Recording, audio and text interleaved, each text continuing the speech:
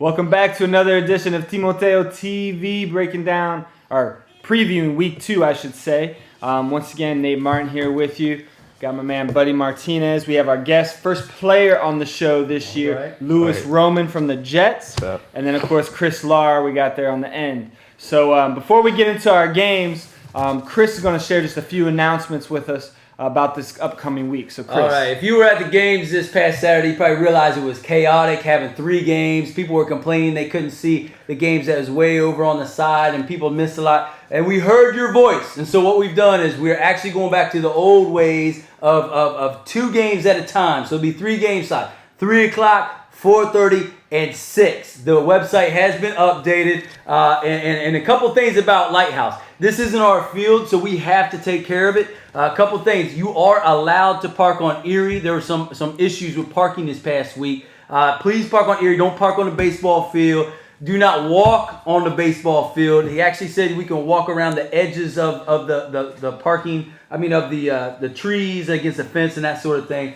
We got to take care of the space. We got to respect it. No drugs. No, don't come in with loud bass and booming and all this craziness. And clean up after ourselves. Also, if it rains, please check the website, because if it's raining, we may have to delay it, we may have to postpone it, or we may have to move to Scanlon. There's some options out there, so please keep your eyes on the website so that we can keep you updated on the Lighthouse and all that. So It's a nice field, but we also think Timoteo is about a family field, and when we have 2 games going at once, it's more of the family. We can all watch each other, and makes it also for better TV. So, Great.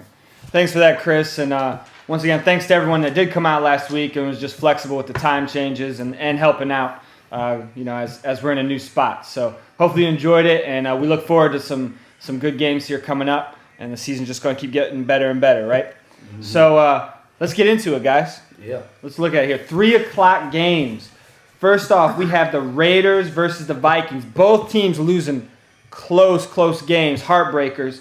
Who's going to come out on top this time, Chris? It's amazing to me that already we have must-win games, and it's only going to be week 2. And this is a must-win game for both the Raiders and the Vikings. I'm going to say it right now. The loser of this game will not make it into the grade 8. I'm saying it right now. They're going to be this division will have some representation in the Poor 4, and I think one of these 2 teams, if not both of them, will make it to the Poor 4. But I have this. I think it's going to be a huge. I think that it's going to be a close game. I think the Raiders are going to come out on top, though, looking a little bit better. There's still a lot of questions for me about the 49ers. I wasn't able to watch the tape yet, so I don't know really what's going on with them. How good are they on offense? A lot of question marks for me. Raiders, they played a tough game against the Pack. They look good. I still think Raiders are going to win this 25-13. 25-13. Okay. Yeah. Louis, what do you think? I got the Raiders winning this game 28-20. The Vikings, they don't got no quarterback. He's like 12, 13 years old playing out there. Raiders got this one. What score do you have? 28-20 Raiders. 28-20. Right. Okay, Buddy, what do you have to say? Gotcha. Well, playing the Raiders last week, the Raiders are for real. Their defense is for real. And they have some good weapons on offense. Frank, he started off a little bit slow and got into the rhythm in the second half, where he started to get the ball to his playmakers, Lou and number 5, Chris. So the Vikings have a tough time, I think, trying to shut that down. But with their quarterback John, he's kind of fresh and new. He was making some plays out there too, kind of being thrown out there to the wolves.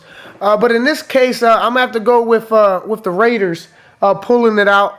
With the score being 24-19. Okay, all right. See what happens there. Other 3 o'clock games, we have the Panthers 1-0, getting their, I think, first time ever winning their season opener.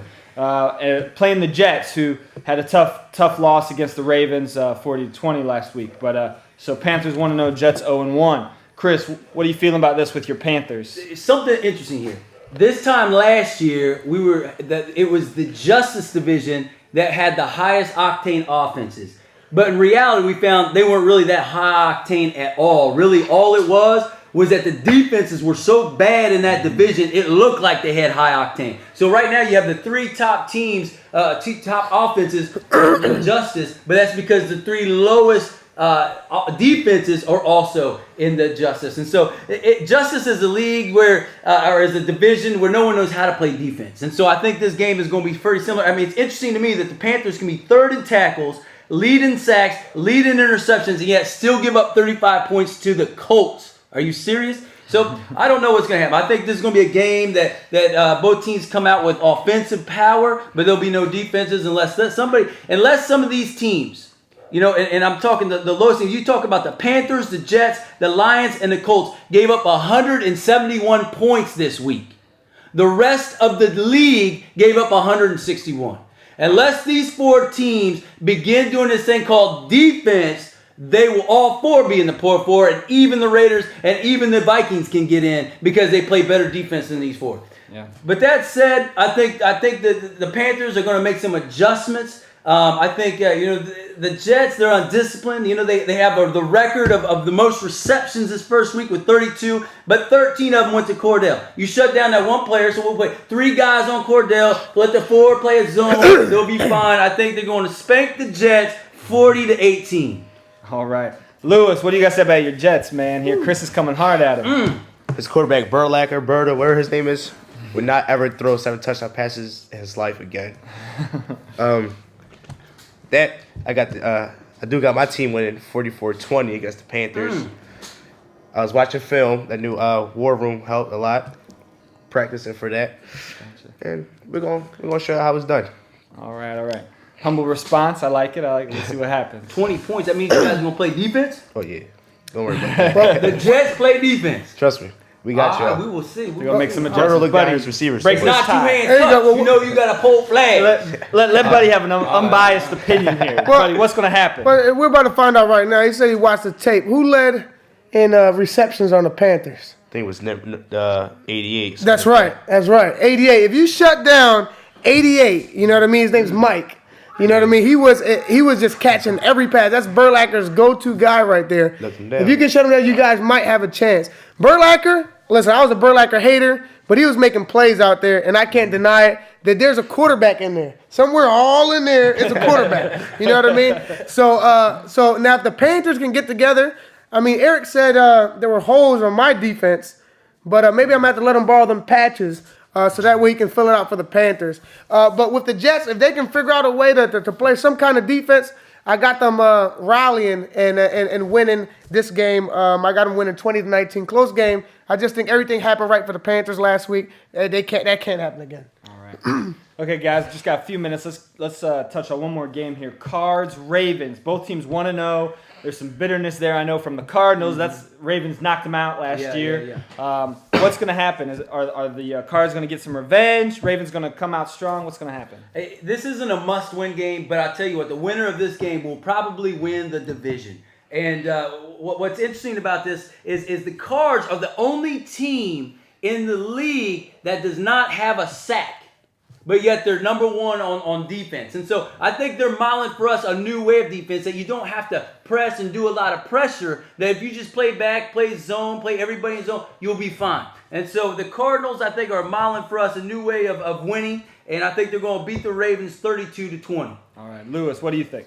I think the Cardinals have more offensive power than the Ravens. Ravens got good defense, but got the Cardinals winning 36-16. A blowout. All right.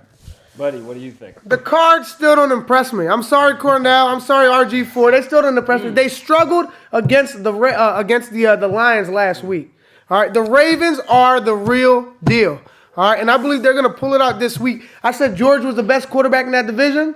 I don't care if Burlacker got 7. George had 6 touchdowns, and he will win the touchdown crown in that division this year. RG4 just kind of watch and learn from George. And I got the Ravens winning this game 32-25. Great. All right. Well, thanks for breaking that down, guys. All right. Come back and join us. We'll cover the other 3 games.